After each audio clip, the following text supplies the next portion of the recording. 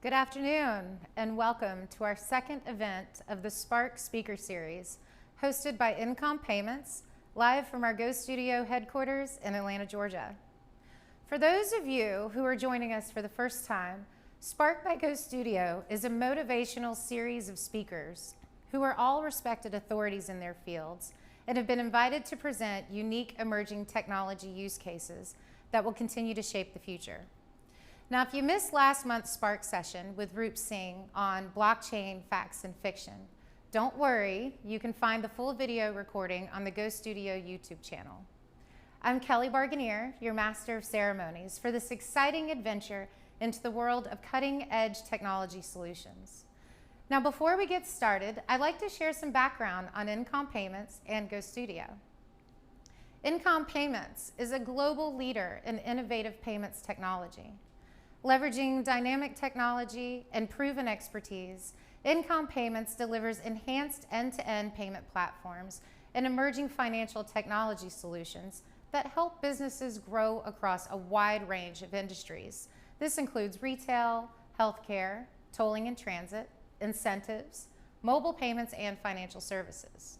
With more than 25 years of experience, over 500,000 points of distribution, 417 global patents, and a presence in more than 30 countries, Incom Payments creates a seamless and valuable commerce experience across the globe.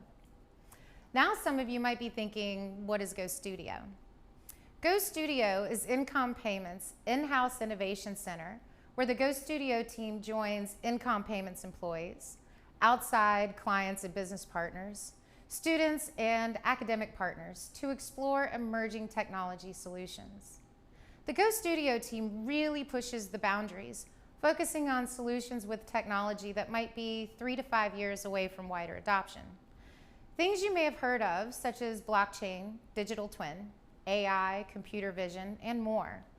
Our overall objective is to learn fast and change even faster by working smart with an agile approach and a passionate focus on the future.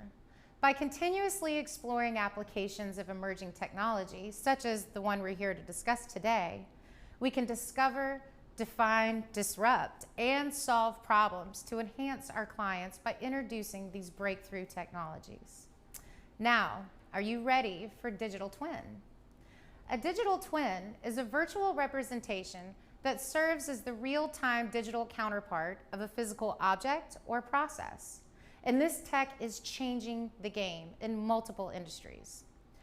For example, how do you operate, maintain, or repair systems when you aren't within physical proximity to them? That was the challenge NASA's research department had to face when developing systems that would travel beyond the ability to see or monitor physically. And when disaster struck Apollo 13, it was the innovation of mirrored systems still on Earth that allowed engineers and astronauts to determine how they could rescue the mission. Today, NASA uses digital twin to develop new recommendations, roadmaps, and next-generation vehicles and aircraft. Another recent example of use case includes the Tour de France in 2021. The organizers used digital twin to manage the world's most famous cycling race, which has always been a challenging event to cover. Whereas sports like soccer and football, they're held in a fixed venue, the world's most famous cycle race takes place across an entire country. The Tour de France digital twin gives organizers real-time visibility over key locations, assets, and riders, making the event easier to manage, especially in remote areas like mountains. So let's get started by introducing our guest of honor and keynote speaker for today. He has developed innovative solutions and strategies for clients in oil and gas, utilities, retail, manufacturing, and consulting. He holds a master's degree in electrical engineering from the University of Dresden in Germany and has conducted research as a visiting scientist at the Carnegie Mellon University Center for Machine Translation. He's currently leading an innovation lab and experience center in Houston and is responsible for driving innovation internally as well as with clients. He currently focuses on leveraging IoT, digital twinning, and multi-party systems to create innovative business solutions. So please welcome Thor Schuler as he guides us through the emergent technology of digital twin and how to reimagine your business models in a new paradigm. Thor, great to have you in the Go Studio. Oh, thanks for having me here. I really appreciate Incom and the Go Studio giving me the opportunity to be here today and address the audience on how digital twins, in fact, will disrupt our business processes and lead to great transformations. Absolutely. Well, we're really glad to have you here. And I know digital twin has been really hot in the press lately. And, you know, it's a technology solution that could really help businesses navigate and recover after this pandemic.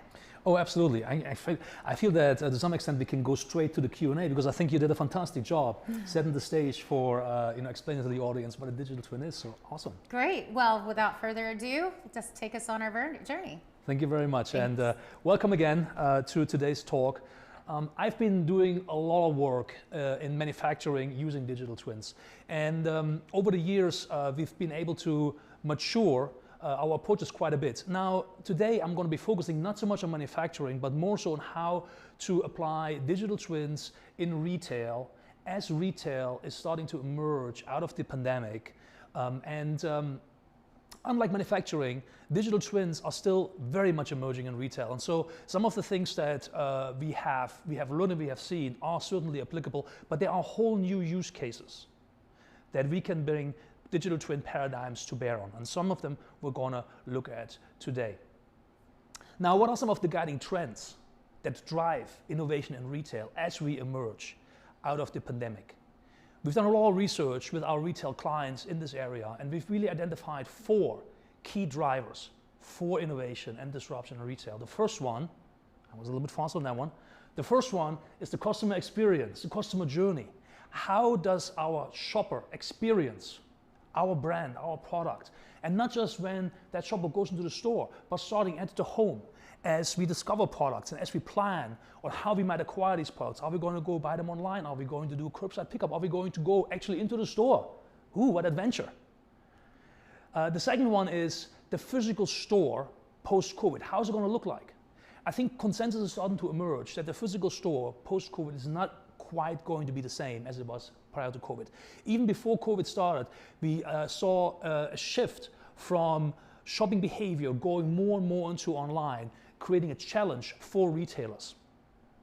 We now have some great tools and some great thoughts on how physical might be reimagined to create a fantastic experience for the shoppers that are tailored towards their interest patterns. Agility, resilience, and sustainability is a key trend that our clients are looking at. Our supply chains have become very, very lean and so have become very brittle. And we've seen this brittleness expose itself in the early days of the pandemic when you could not get paper products, toilet paper, paper towels, or hand sanitizer. It's not that these products weren't there, we just didn't understand enough of our supply chain and the depth of our supply chain to get them to the points where they're needed. And so we're going to be looking at some aspects there. And then of course sustainability.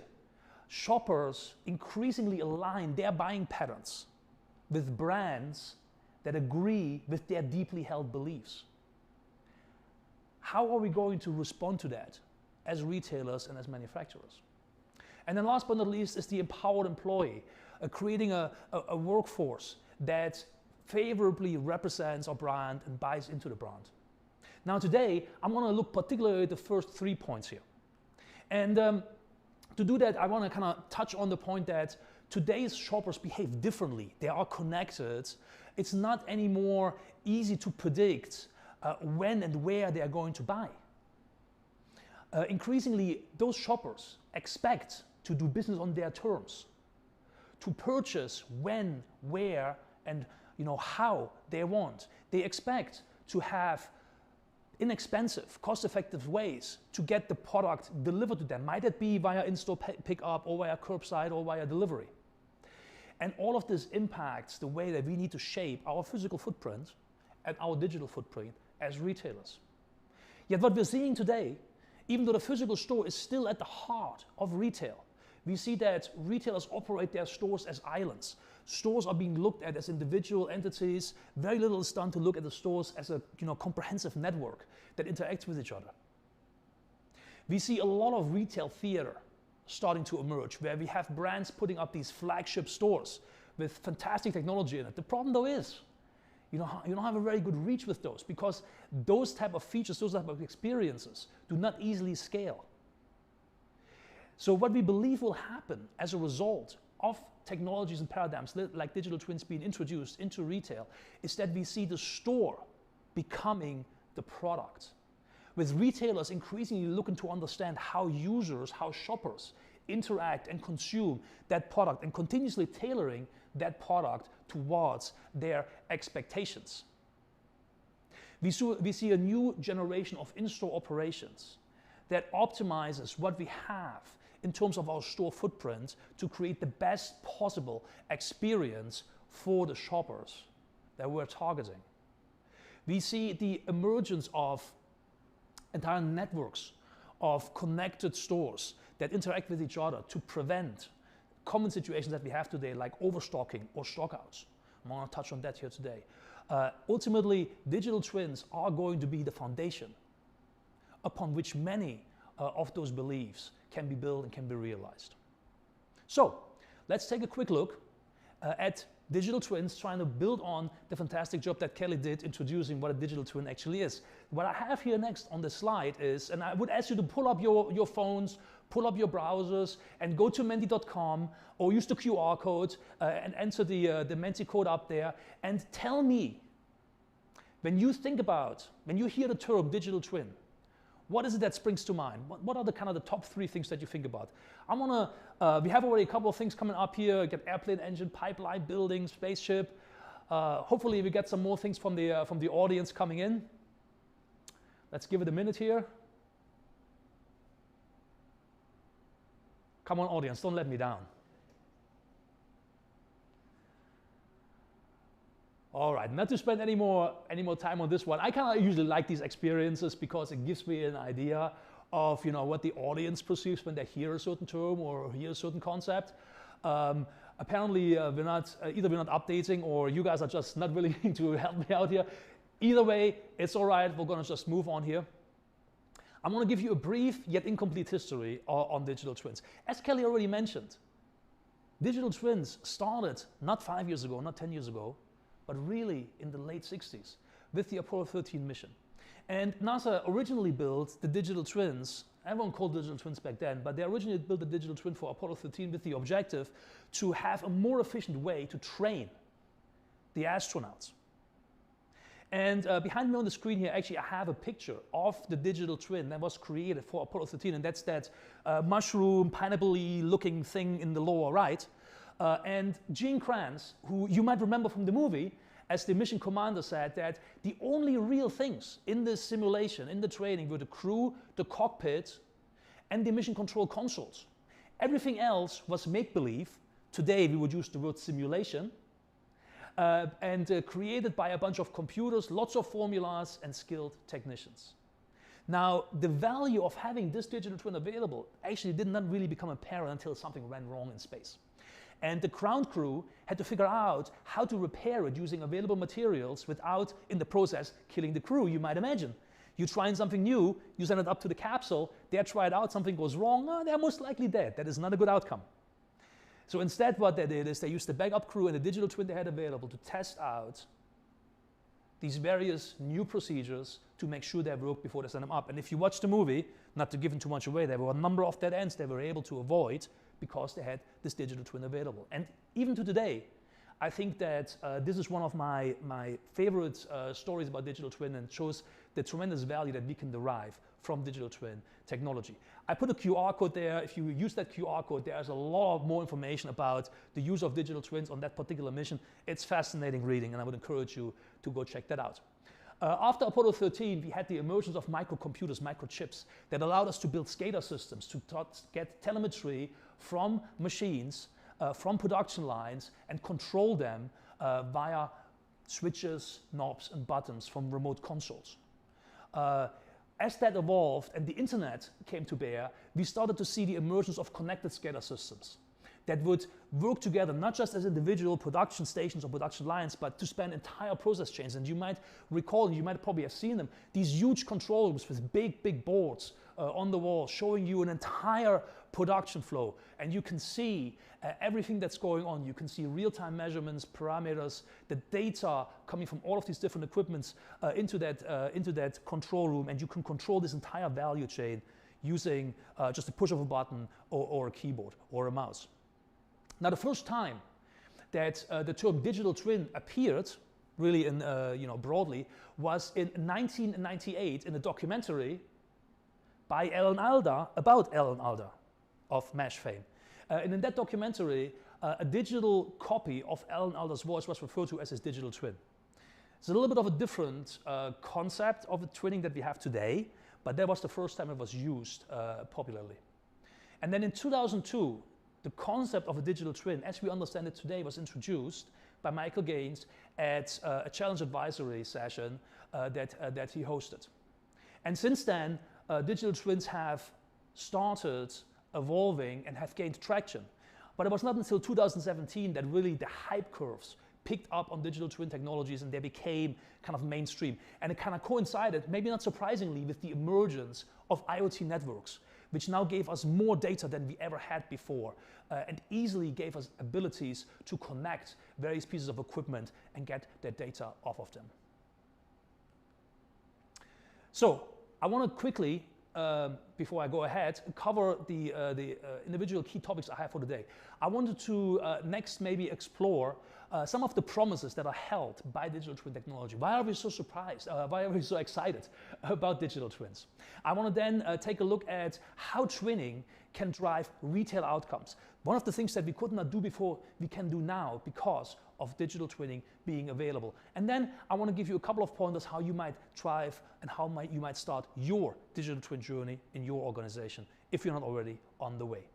But before I do that, a quick word about Avanade, my firm. Avanade was founded in 2000, so about 20 years ago, as a joint venture between Microsoft and Accenture, bringing together Accenture's broad domain experience with Microsoft's deep technology stack. And since then, we have grown into 50,000 team members worldwide. We do business in 80 locations across 24 countries. More than 50% of the top 40 retailers in the world are our clients. We have 2,400 professionals focused on retail, and at the moment are running more than 100 global retail projects. So retail has always been one of our focus areas, and it's going to continue to be a focus area for us as we emerge from COVID and as we help the retailers emerge from COVID. But enough about Avanade and back to digital twins. Every year, Accenture puts out its tech vision.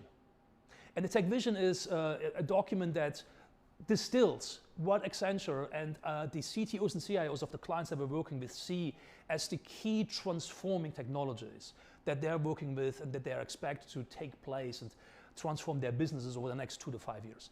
And in the 2021 Tech Vision, and again, I put a QR code in there, go check it out, it's a fantastic read.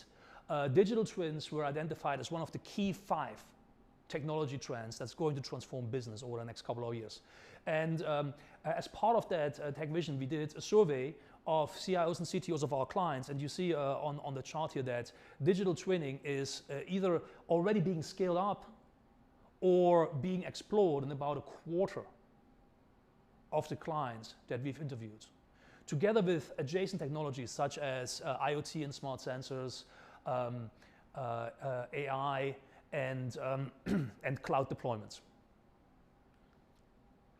So I want to maybe elaborate a little bit on the definition that Kelly gave you earlier on what the digital twin is. We're a part of a consortium called the Digital Twin Consortium, and this consortium has struggled for the last, 15, 18 months with coming up with a really comprehensive and good definition for digital twins. And finally, late last year, we put one out, and I want to read it to you here real quick. And the beginning is very, very similar to what Kelly said. A digital twin is a virtual representation of real-world entities and processes synchronized at specific frequency and fidelity. But there are some important caveats and qualifiers on there that transform your business, accelerating your ability to make decisions and have an immediate impact on actionable outcomes. So the idea being that you don't build twins to build twins, you build twins to achieve an actionable outcome. So that's an important qualifier, I think. The next one is that digital twins use real and historical data to represent the system and the process in question, and is able to simulate and predict the future. And it's that ability to simulate and predict that gives the twin so much power, because it allows us to forecast what is going to happen in the real world before we make the investment to actually make it real. I'm going to touch on this one as we look at some of the retail use cases. And last but not least, it is driven by desired outcomes and tailored to specific use cases. And I think that is a very, very important distinction here, a very important qualifier. We do not build twins as a technology exercise. We build digital twins to achieve specific outcomes. And depending on the outcome that you want to achieve, your digital twin might look entirely different than a twin that you might build for a different outcome. And we're going to take a look at some of that when we talk about the capability model in a little while. So why are we so excited about digital twins? When digital twins were initially adopted, they were championed for their ability to monitor, simulate, and streamline the data of discrete devices. But recently, as the scale of the models layering in AI has grown, what we've seen is that we've started to put digital twins together to create an entire ecosystem of twins. And particularly with respect to retail, that will allow us in the short and medium term to optimize entire store performance. We're not looking at the refrigerator, we're not looking at a row of cash registers. We're looking at the entire store and the equipment in the store, including its denizens, the shoppers, as a holistic system. And we're measuring and modeling in that system. And that allows us to optimize the performance of that system, predict issues before they occur, such as congestions, stockouts, or empty shelves. We can optimize the shopper experience by observing how the shopper behaves in the store and making adjustments correspondingly. We can simulate the impact of changes in the store layout on shopper experience before they actually happen. We can model and simulate entire value chains. So instead of just looking at that store, we can look at all of the stores in context. We can see emerging oversupplies happening in one store. We can see an emerging stockout situation in another store, and we can initiate product movement from one store inventory to another store before it manifests as a problem to the shopper. And that is some of the power that we're looking for to bring to bear with digital twins in the short term and medium term. And ultimately, what it'll lead to is the creation of these unbroken digital threads of information across the entire ecosystem. And these digital threads taken together create what we call the mirrored world. A representation of reality in the digital space that has a lot of power to it, because it allows us to act on data dynamically, almost in real time. Before the session, when I talked to Kelly, we talked about that situation where we have a store where we're trying to sell hats. Maybe we know who's in the store right now because we have customer profiles from Know Your Customer. And we know what segmentation of the shoppers might be interested in a hat. We see where they congregate in the store. Well, that allows us to real time maybe move the hat display from here, where our shoppers are not, over to here where they are. It's those type of decisions that we can make in real time using mirrored world models. We can ask these what-if questions and look at possible future outcomes and select the one that is most appropriate towards the one that we want to achieve. And ultimately, it'll lead us to design entirely new products and presences in the real world, doing that in the virtual world long before they become real in reality. If we build a new retail store going forward, we will see that and experience that store in augmented reality in an empty warehouse. We will bring it to life. We will see how it feels as we go through that store. That is the promise that a digital twin gives to us. And how can we use this promise? How can we use these promises, I should say, to drive retail outcomes? Well, I've put together a number of use cases that we're working on right now where digital twin technology is a major driver. I want to start by saying that retail for a long time has been a leader in data and analytics. Retail understands data like no other industry. But twinning allows us to build on that foundation of advanced analytics by bringing in simulation, by bringing in visualization to make much better actionable decisions on the data that advanced data platforms give us. So the first set of use cases I want to look at deals with modeling customer and product flow.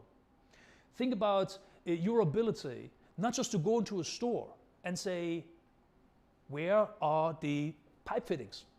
And being directed, not just saying, look in aisle 5, bin 3, but essentially putting up your phone, looking at around the store and seeing the wayfinding and showing you how to get there. Expand it out. Think about if you were starting this from home. Because most shopping today does not start in the store. Most shopping today starts at home, in your chair, by looking at the browser, trying to figure out what you want to buy, maybe even putting your shopping cart together already. You know what you want to buy. You go to the store, you find the most effective way in and out.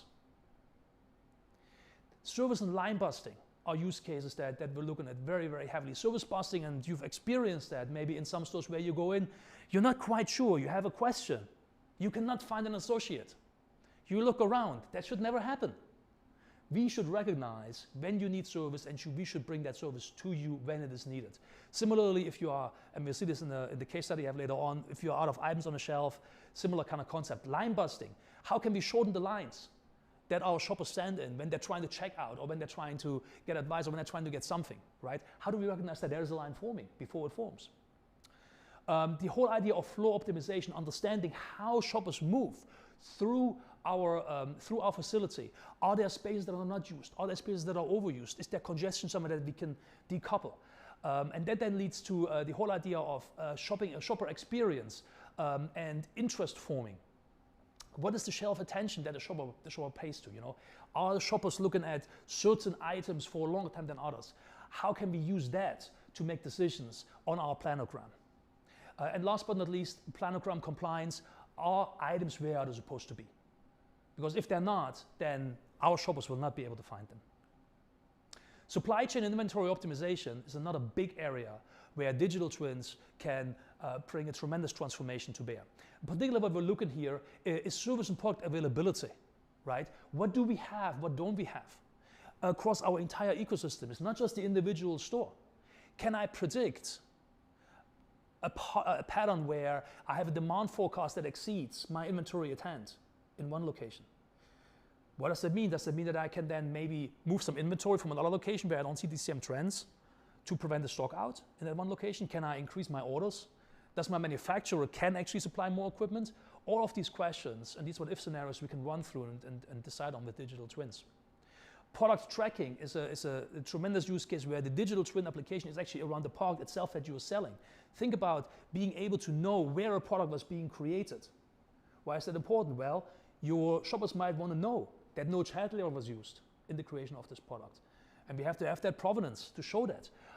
As the product moves through the supply chain, where is it? If I'm waiting for delivery, knowing where my product is, it helps me a lot because I'm a curious guy. But also then after it's in the store and it's been delivered to the client and it's in the home, knowing where that product ends up helps us to improve the customer experience when it comes to things like recalls and dealing with the recall situation, making it a better experience, or providing service for that product in the customer location. Similarly, discount management and shelf life. We have a lot of situations where we're trying to deal with perishable goods. These need to be moved or they go bad. How do we understand how close we are in terms of having to make a move on a discount side to move that product with respect to demand curves and things like that? Digital twins can help us forecast that and find the right point to make a discount move, and therefore make sure that I move my product before the shelf life expires. Stockout prevention, we touched on this already. Digital twins help us to understand stockout situations before they actually develop in real life and respond to them to prevent the stockout from happening, because the stockout is an immediate negative impact to both the shopper experience and the bottom line. I can't sell the product if I don't have it. And last but not least, a very, very emerging type of use case where we see digital twins providing a lot of value is re-commerce. And I just actually had that happen to me in the last couple of weeks. I tried to buy a Raspberry Pi, which is a single board computer, and you can't get them right now. Why can't you get them? You can't get them because we have a pandemic, and so a lot of people have a lot of time on their hands and picking up a new hobby. And many of these hobbies are related to doing something with IoT and experimenting around, so people buy Raspberry Pis. They use them for a couple of weeks and they're gonna go in a corner somewhere. So I have the whole world's inventory being distributed in various corners of various homes. And I can't get one, or if I can get one, I'm paying like 3 times the price. How can I get access to that stranded inventory? How can I re-ingest that inventory in the supply chain in situations where we have supply chain challenges, like we have with the Raspberry Pi? So re-commerce is a very, very interesting subject on that front, and we believe digital twins can help us a lot here, where I'm kind of looking at, okay, as a retailer, I know I'm trying to look for a Raspberry Pi. I've been on the website, I've been in the store asking for him. I know I don't have any. What can I say in terms of demand forecast that maybe allows me to immediately start off a campaign to target some of the guys or girls that I sold some Raspberry Pis like 3 months ago, to see whether they'd be interested to return them. And then I can resell that product if the demand is there at almost near retail new price. So very, very interesting area of developments happening there on the re-commerce side. Product lifecycle obviously is a key candidate for digital twin transformation, where we're looking at the product manufacturing and creating this digital thread throughout the entire product lifecycle to understand how products are working. So retail productions, we believe, are going to be changed by digital twin simulations in terms of how products are being manufactured, but also in better understanding how customers will use them by being able to make virtual representations of these products available to the customers to play around with before they ever get them in real life, and that'll help us to reshape how this product might look like. Digital twins will also help us to create an entirely new set of service offerings that is currently not there. Think about your refrigerator at home that has a water filter in it. Are you really keeping track of that water filter? I don't. So what if that water filter can tell us about its remaining life? What if we can use that information to create a whole new service line of servicing water filters in refrigerators in homes? I think what Best Buy is doing with Geek Squad is already going in this direction. It's a fantastic business model, I think, that again goes to this experiential retail, making sure that the experience of the shopper transcends just the experience just in the store. And then ultimately the product lifecycle, what we will be able to see is entirely data-driven product interfaces that will allow us to understand again how users will interact and use products before we produce them, therefore eliminating the risk of creating so to speak duds in the markets. Sustainability is a key point as well that retailers are looking at. What we're looking at here is how can we minimize food spoilage. It goes back to the parachute I mentioned earlier already. How can we show provenance and carbon tracking? I mentioned the child labor. How do you conclusively prove to a customer that your product was not produced with child labor, right? Conversely, how can we assess the carbon footprint, not just of our retail facilities, but of the entire product life cycle, so that our customers that are very, very interested in doing low carbon emission product purchases have the confidence that the products that they're buying, in fact, are in compliance and in alliance with their deeply held beliefs on that subject. We have energy optimization concerns, of course, that we can address with digital twins. Where in my facility are people right now? Can I change my air conditioning footprint to account for density or lack of density of population in a certain store area? Things like that. And last but not least, the re-commerce aspect obviously deals into the sustainability as well, because if I can re-ingest unused product into the supply chain, there's less waste that ends up in the landfill, and that generally is a good thing. So what does this look like when we actually put it into play? What I have for you here is 3 case studies I want to share with you. The first one is very simple, understanding and optimizing for customer flow in a facility. And what we've done here, and you see this here on the screen, we've mounted some cameras into the ceiling, and by looking down onto the store with computer vision, we can identify individual shoppers and we can see how they're moved to the facility. Let's take a look at this here in action. And you see kind of the dots are going off. So not only can we see how people are moving around, we can see a couple of other things as well. We can see gaggles and lines forming. We can see where our associates are and where they are not, because they show up in a different color. And so what outcomes we can drive by that is we can, for example, change the flow to optimize the experience. You notice in this particular one there in the lower center, nobody is in that area. That's a dead area. You pay rent for that area, you air conditioning that area, you light in that area, and nobody's using it. So what can we do to change the layout of the store to make that area usable and decongest other parts of the store at the same time?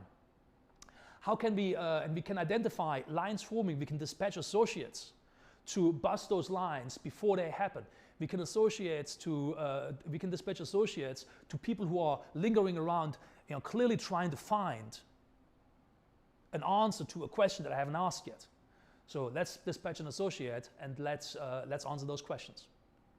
The second use case I want to show, the second case study I want to share with you is something that we've done in Sweden and Europe, where we've worked with a supermarket to create an intelligent solution to prevent items on the shelves not being there when shoppers come in, and at the same time also look at overall store cleanliness and to see whether everything is in place. And I have a video I'm going to play here for you, so I'm going to run this here. Don't have sound?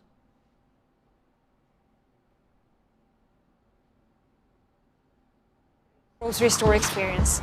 And even though I'm sure that Peter Dienhage and his team have some quality items to offer, I'm really curious to see what Avanade, Ombori and Microsoft have done in the store. So come along and let's have a look. Come here, come here.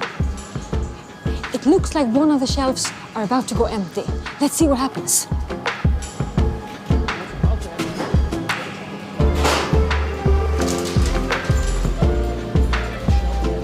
Indeed, the shelf is empty. I wonder what happens next. Let's have a look.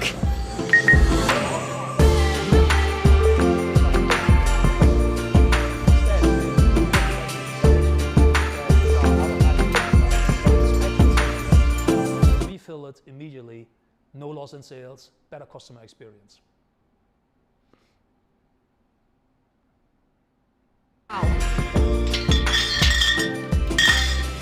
What happened here was that these cameras in the ceiling, they noted the need for an employee to attend to the empty shelf.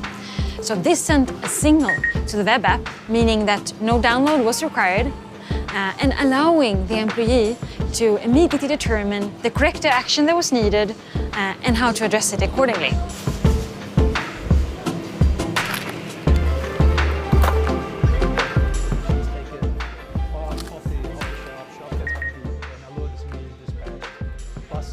That service immediately so that we get the product back on the shelf.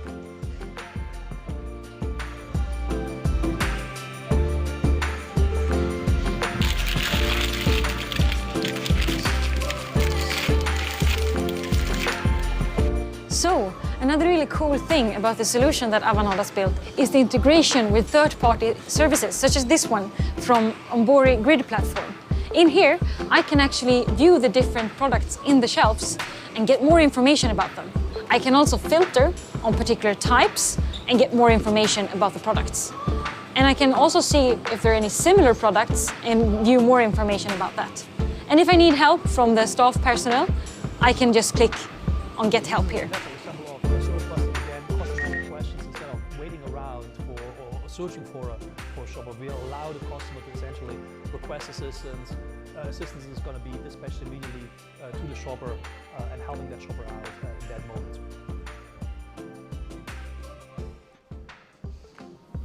So, before we leave, there's another really cool thing I want to show you. A floor attention solution. It actually detects when something is out of place and alerts the employees via the same app that we saw before. It helps keep the store nice and clean.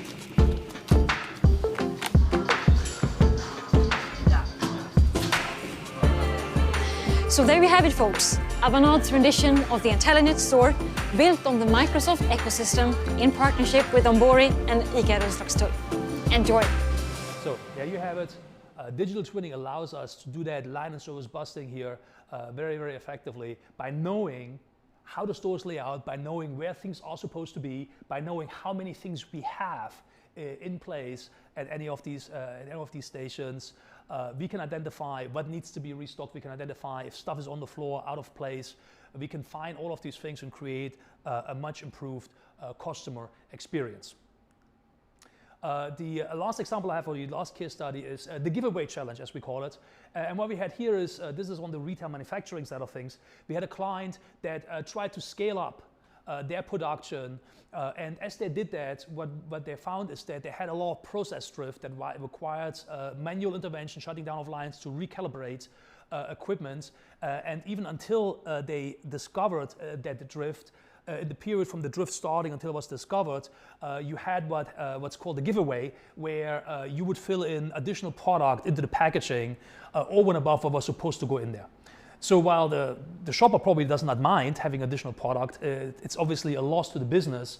And even if it's only a few, in this case Skittles, they add up very, very quickly to a massive loss. And so what we did in this case is we created a digital twin of that packaging line to observe the flow of the product through the packaging line, modeled particularly the scales to forecast that the scales are going to start drifting out of calibration before they actually drifted out of calibration. And by doing that, we could dispatch technicians to recalibrate these scales in real time without shutting down production, and thereby, if not eliminating, at least significantly reducing the giveaway problem.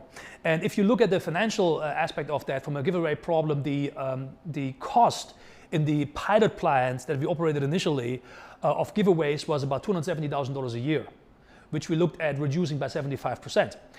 If you kind of scale this out for all of the North America production plants for this particular client, you're looking at $9 million a year. And if you explore it out to all production facilities across the globe for this client, we were looking at $25 million a year in terms of giveaways. Now, but that goes to show that even though we're talking about just a couple of Skittles per pack, it adds up very quickly. And that's one of the things that we see with digital twins, particularly if you use them for process optimization. It is sometimes just about adding a couple of percentage points on top of your already optimized process that you can achieve with digital twins. But those couple of percentage points quickly add up to millions and millions of dollars. So to kind of round it out today, I want to briefly touch on how you can start your digital twin journey. Now, looking at this, you might wonder, this might become very complex very quickly. I have to get data, I have to, put sensors on machines, I have to, ingest all of the stuff, I have to do computer vision, I have to do AI. It's really complex, really expensive, and it's going to take a lot of time. Well, I'm here to tell you it doesn't necessarily have to. Because if you think about digital twinning, you think about back what we said about outcomes. If you define your outcomes very, very focused, then you'll find that you only have to worry about the various capabilities that you need to achieve these outcomes. And to facilitate that, we've created a capability model for digital twinning. And that capability model has 8 components. I'm just going to touch on them briefly. There's the connected asset, which all deals with that whole idea of sensoring out equipment, putting sensors on our refrigerators, putting sensors in the stores. Might that be cameras, might that be temperature sensors, might that be electricity consumption sensors. The next capability group that we have is all about the model connected asset. Now that we have the sensor data, we can put operating alerts in place. We can monitor whether the measurements that we're getting from this equipment are falling into the expected ranges. We can start thinking about, what are the maintenance cycles of this equipment? All of these metadata, then capabilities are going in this model connected asset group. We have line twinning capabilities. Line twinning then allows us to take these modeled assets, put them together into entire lines. Might that be a row of refrigerators? Might that be a bank of cash registers? Or might that be a production line? It does not matter. But putting those together, we can now optimize performance across the entire line of assets. And that ultimately leads us to process twinning. If you think about the flow problem that we talked about earlier, starting to rearrange the floor, the shop floor, the shopping floor, to put people where they are not, to put where people are not, that is an example of process twinning capabilities. We have visualization, very, very important, of course, to help people to make informed decisions and make insights actionable. We have predictive capabilities, which allow us to simulate what will happen based on data coming in from our assets right now. And then ultimately we have self-learning twins that can make decisions and take actions without human intervention. Think about that restocking scenario that you saw in the video, and think about maybe people going, instead of an associate being dispatched to restock that shelf, the digital twin actually maybe dispatching an autonomous robot to go down the aisle and restock that shelf without any human intervention being actually necessary. And that's some of the things that we are exploring with some of the retail partners that we're working with. And then last but not least, you have the whole capability group around supply chain modeling, which then deals with putting all of these various connected assets into relation to each other and observe and predict movements of goods and products between them. So there are many, many capabilities in this capability model, and I can't touch on all of them, but essentially what you do when you identify an outcome, you kind of ask yourself, what are the capabilities I need to create? You can then do an assessment of the maturity that you have in each of these capabilities, identify what you have to do to move to a capability level that supports your outcome, and then achieve that by acquiring new technology, bringing in partners, doing training on your internal workforce, whatever it might be. And as you keep doing this and add more capabilities, your fabric will become richer and richer, and a more complete twin will ultimately emerge. So it's not necessarily about boiling the ocean. It's, just like how you eat an elephant, one bite at a time. Start small, identify your outcome, and then grow your digital twin as you add more and more outcomes. In conclusion, I want to just leave you with a couple of things to think about. 65% of the executives, going back to the tech vision that we talked about earlier, 65% of the executives that we talked about do believe that in the coming years, digital twins will be fundamental in reshaping their business. If you're not part of the 65% yet, there's a chance that you're going to be left behind. So do start thinking about this.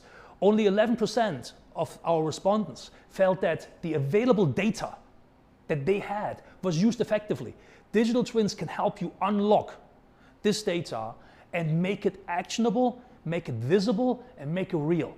So do use the data that you have. And last but not least, 87% of executives said that digital twins are becoming essential for the organization's ability to collaborate across the ecosystems with their partners and suppliers. And with that, I'm afraid I'm out of time. And Kelly, if you want to join me up here again, I think we can open the floor to some questions.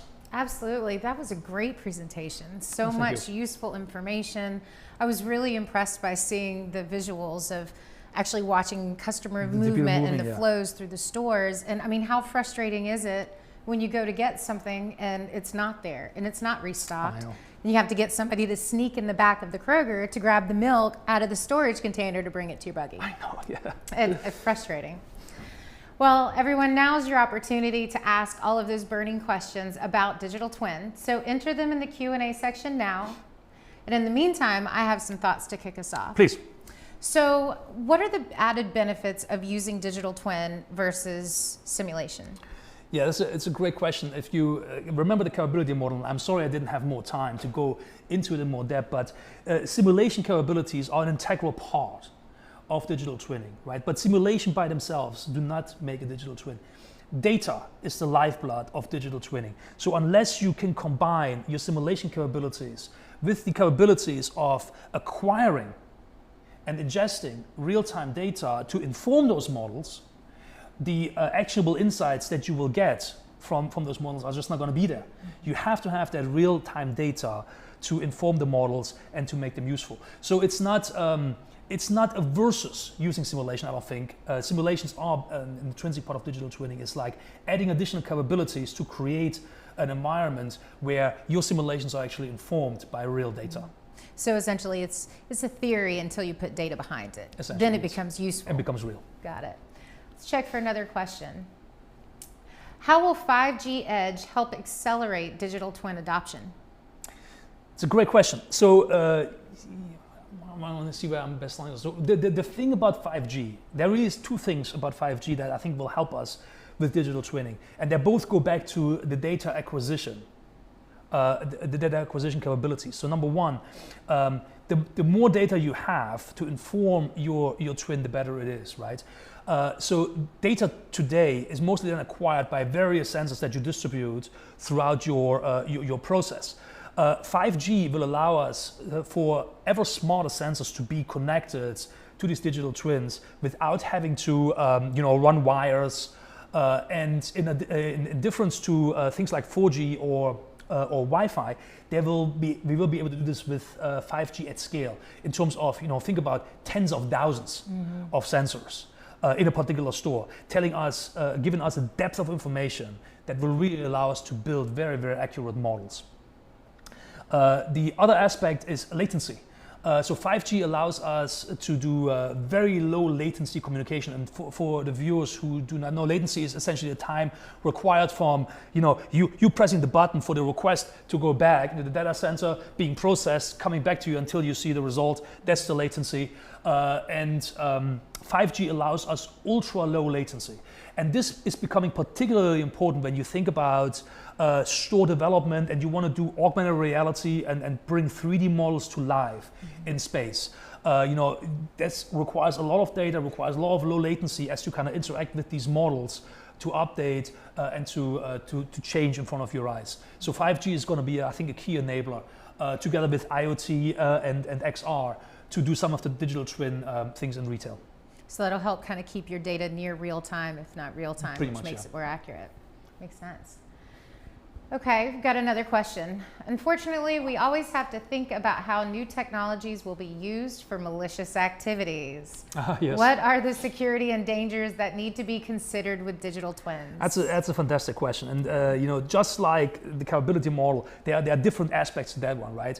On your data acquisition side, certainly having more and more sensors available also means that you have a potentially larger attack surface for malicious actors. So you have to think about this from an IT/OT kind of strategy perspective. How do I make sure that data flows from my OT network, where my sensors live, into my IT network, where I can do the compute and all of these good things, but how do I kind of make sure that this flow is pretty much one way, as opposed to me being able to potentially infiltrate that OT network from the IT side if one of my employees falls for for a phishing scam or something like that. And that was obviously one of the big concerns when the Colonial Pipeline thing happened a couple of months ago there, that led them to shut down the pipeline, was exactly that concern, that an infiltration of the IT network might ultimately also lead to an infiltration of the OT network. So just separating IT and OT with good practices and policies is key, and then design for intrusion. Design with intrusion in mind is going to happen. Yeah. So what can you do in terms of build fallback capabilities into a digital twin strategy, so that when you have an intrusion, you can switch that stuff off very quickly without losing the ability to operate. Makes sense. All right, we have another question. How does Avanade help their clients enable digital twins, even outside of retail? Oh, that seems like a leading question to me. Essentially, as I kind of said, one of the things about digital twins is about the outcome, right? Understanding the outcome, and that might sound easier than it sometimes is, right? Because we have a lot of clients come to us and saying, hey, we have this production line, we want to create a digital twin. So our first question ultimately is, well, let's understand why we're doing this, right?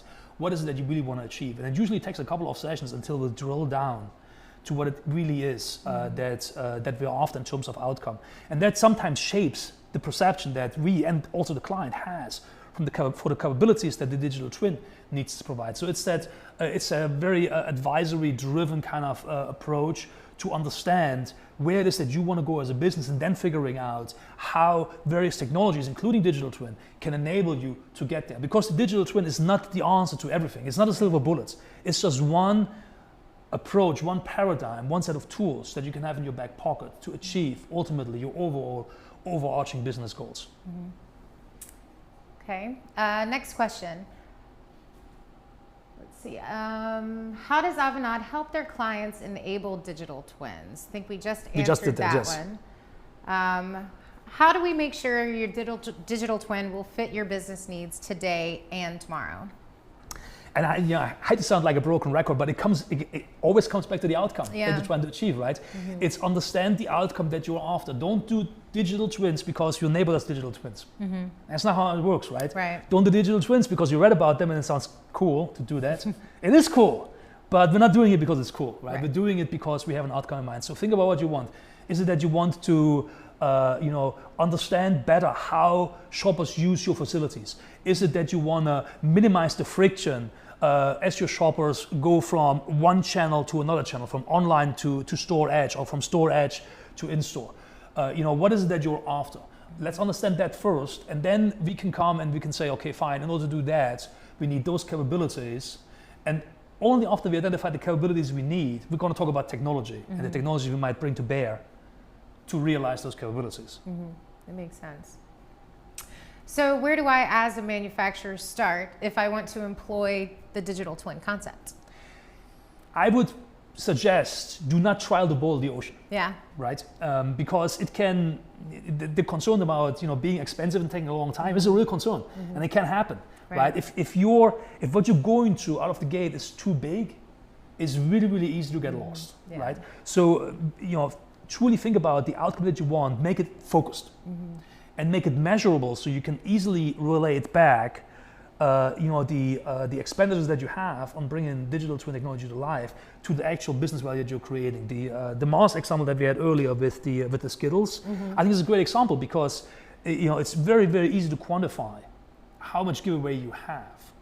And it's easy to quantify how much you're saving if you eliminate that giveaway. So that gives you a really good baseline of measurement for the return of investment. And doing things like that, you can start getting comfortable with twins in a very, very tangible way. And that then allows you to build upon and address more challenging and more complex use cases. So I would say don't start with your most complex use case first. Well, you have clearly a lot of experience with digital twins. So what's your favorite use case that you've had personal experience with using digital twin? So it has nothing to do with retail. I'm working with a lot of our oil and gas clients on looking at the carbon footprint and addressing the carbon problem that we have in oil and gas. And it's actually very, very hard to measure greenhouse gas emissions on a continuous basis from a particular facility. And so we're using digital twins to model greenhouse gas emissions based on operational parameters that are easy to measure, such as volumes or pressures or temperatures. So there's a lot of work that's involved in bringing pieces of equipment into labs, modeling them in the lab, taking these models, putting them together to create a digital twin of the facility that I can then use to forecast at any point in time what my emissions footprint is and optimize to create the lowest emissions footprint I can and still produce affordable energy. No, that makes sense. That's a good use case, though. I like it. It's definitely modern right now. It's what's, it's hot. What's big and hot. It is definitely hot, yes. All right, let's see. We might have time for one more question. Are there consumer products using digital twin or mostly business tool? I'm not entirely sure I understand the question. So consumer products, so it sounds to me like we know that businesses are leveraging the tool in ways that you showed some of the use cases with Skittles and with the store and monitoring foot traffic. But are there any consumer products where a consumer could go use a digital twin without necessarily having to set it to a business model? I think absolutely. I'm not sure about not the business model, but the refrigerator example, like any kind of consumable, right? If you have a consumable, might that be coffee in your coffee maker, or might that be a filter in your refrigerator? Any type of appliance has the potential of being driven by a digital twin. The recall situations also, I think, is very much consumer product related. We see that a lot in car manufacturing, where we use a digital twin of a car of each model. We can basically trace back what batch of product was used to manufacture or to assemble, I should say, that particular car. So if there's a recall for one batch, we know exactly where to go to address the customers that might have a particular model that is subject to this recall, so we can make these recalls a lot more targeted instead of doing kind of a very broad-based recall. Same applies to things that you might have in the home, toys, electronics, anything like that. So I think that absolutely there is applicability in the consumer space for consumer products, but it's really more about the product itself and understanding where the product comes from, what the provenance of the product is, and how the product is being used. So I think it's less visible to the consumer, more visible to businesses, the manufacturers. Yes, correct. Yeah, that makes sense. Well, that's all the time we have for questions today, but this was a really great session. I know I personally learned a lot from it, and I hope everyone else did as well. Learning about the possibilities and opportunities of digital twin. So Thor, we really appreciate your visit at the Go Studio. You're always welcome back. Sure, I will be back, and I really appreciate you having me here. Absolutely. And, I hope that our watchers and listeners had some food for thoughts and some insights. Sure, and I'm sure if additional questions come through after our session, we'll be happy to work with you to answer and provide answers to those questions. Absolutely. If you have questions, if you haven't answered them, just put them in the thing, and yes, we'll get back. We'll get back on that somehow, and always happy to engage in additional discussions. So if you want to reach out and have an additional discussion, feel free. Perfect. Well, we've now concluded our second of 3 Spark by Go Studio Speaker Series events being hosted this year. So be sure to save the date for our next Spark session as we explore the fascinations of artificial intelligence and machine learning. And don't forget to follow Go Studio on social media, including LinkedIn, for more information and registration details. So on behalf of Incom Payments and Go Studio, we appreciate your participation today, and we hope these events spark ideas, knowledge, and thought you can use. In the words of Edith Witter, exploration is the engine that drives innovation, and innovation drives economic growth. So we encourage you to continue this journey with us through the evolution of cutting-edge technology and innovative solutions. We look forward to seeing you for our next adventure. Until next time.